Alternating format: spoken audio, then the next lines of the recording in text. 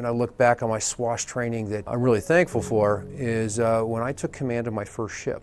The unique thing about my situation was I was going to a ship I had never stepped foot on, a class of ship I had never been on before. So I was very thankful for my experience going through the prospective commanding officer ship handling course because I was able to go down, take command of my ship on deployment, take it to sea, and then 2 weeks later take that ship into a very narrow port to resupply and take on fuel.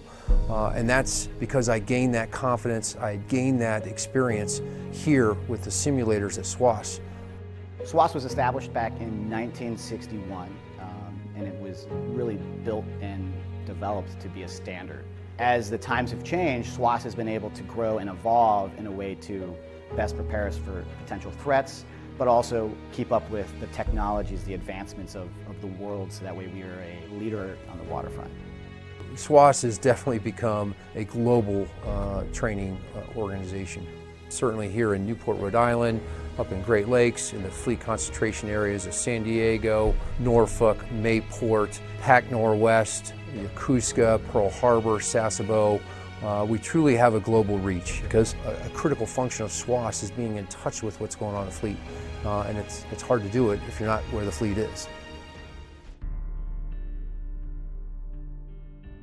I think it's extremely beneficial that you have SWOS as a big command that kind of incorporates training from the E1 all the way up to your cap, because it gives you a standard, it gives you a baseline. When you go out to the fleet to a ship, you could have Sailor X from a different command that does it completely different than Sailor Y who got different background.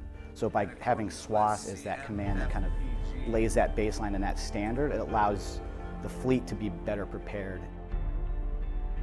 Here at Surface Warfare Officer School, we allow our students to gain repetition and experience here in the simulators in all sorts of environments in a safe, controlled setting where there's no damage to personnel, ships, or equipment. I put them in different speeds, put them in different harbors and transits and straits around the world, and expose them to many different environments that they'll eventually see as a watchstander on their ship. When I was a student here at the Littoral Combat Ship, also the deck course, we were in a simulation environment where we were in low visibility conditions, expected to go high speeds. 1 year later, deployed on USS Fort Worth LCS-3, we were in a very similar situation to what I saw on the simulator. We were going 30 knots in the Sulu Sea off the coast of the Philippines with low visibility, and I had that confidence as a watchstander to know how to drive the ship safely in that kind of environment because I had seen it before in the simulator.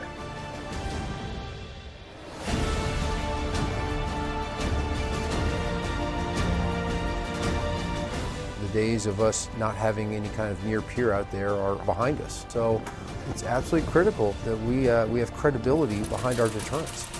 And to have deterrence truly be effective, we need to make sure that we are putting ships to sea that have well-trained crews on them that will go out and be able to perform whatever mission is called upon them. And Surface Warfare Officer School plays an absolute critical role in that. So I tell my students, my staff, armor up, we gotta be ready.